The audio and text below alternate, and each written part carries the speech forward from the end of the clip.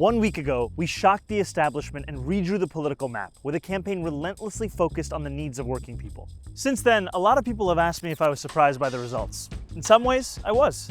We always thought our victory would come after multiple rounds of ranked choice voting. So when we got more first-round votes than Eric Adams got in 7 rounds in the last election, it was astonishing. But in other ways, this was always the plan.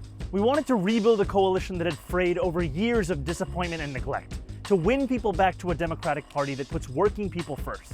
So let's break it down. Last November, New York City saw some of the biggest shifts towards Donald Trump of anywhere in the country. Much of it took place in working class and immigrant neighborhoods. A few days after the election, we went to Hillside Avenue in Queens and Fordham Road in the Bronx, not to lecture, but to listen. And what we heard was a desire to bring down the cost of living. That was our focus, and many of those voters came back. Brighton Beach went for Trump by 44 points. Last week, we won it by 16. College Point was a plus 11 Trump neighborhood. We took it by 8 points. We saw similar or even bigger swings in Bath Beach, Astoria Heights, and the North Shore of Staten Island. The headline is clear. We can win back voters many have written off if we give them something to vote for, not just tell them what to be against. When Eric Adams eked out a win by 7,000 votes 4 years ago, he called it a mandate and pronounced himself the new face of the Democratic Party. Even then, it was a little ridiculous.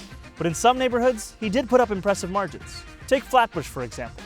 Eric Adams dominated there, double digits ahead of his next rival. On Tuesday, there was also a double-digit victory, except it was for us, over Andrew Cuomo. We flipped Crown Heights by 45 points, North Corona by 33, and Jamaica by a staggering 57 points. These are the outer borough voters that Eric Adams said he'd bring with him to City Hall. He served as donors instead. Whether we're talking about young voters, older voters, or just plain disaffected New Yorkers, no campaign in recent history has been as successful at driving new voter registrations, especially in the 100 days before the election. Just take a look at this graph. According to the Times, in the 14 days before the registration deadline, about 37,000 people registered to vote. That's over 10 times the number of new registrations over the same period of time in the 2021 mayoral primary. As a result, we won big with 0 prime voters, New Yorkers who had not voted in any recent mayoral primary.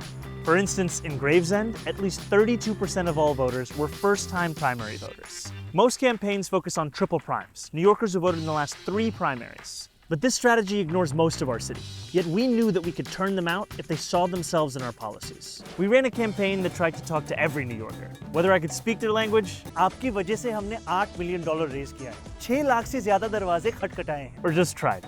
que se comprometa al bienestar. All the words are new! And the coalition that came out on Tuesday reflected the mosaic of these 5 boroughs. We won South Asian neighborhoods by huge margins in places like City Line, Ozone Park, Jamaica Hills. We won Latino neighborhoods like Corona, Washington Heights, Pelham Bay, and Woodhaven. We won many of the same Chinese voters that turned out for Trump in Flushing, Chinatown, and Bensonhurst.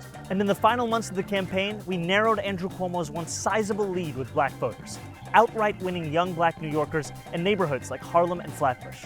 Andrew Cuomo and his super PAC spent more than $31 million. That's about $87 per vote. We were focused on affordability, and it cost us only $19 per vote. But what you did for us was worth so much more than what money could buy. The result? We shattered everyone's expectations, including our own. A Cuomo spokesperson put it best, saying they had not foreseen our ability to, quote, expand the electorate in such a way that no turnout model or poll was able to capture. Conventional wisdom says the left can only win low turnout elections. We rewrote the rule book by, get this, talking to New Yorkers. Politics in this city won't ever be the same, and it's all thanks to you. The next chapter begins today, New York.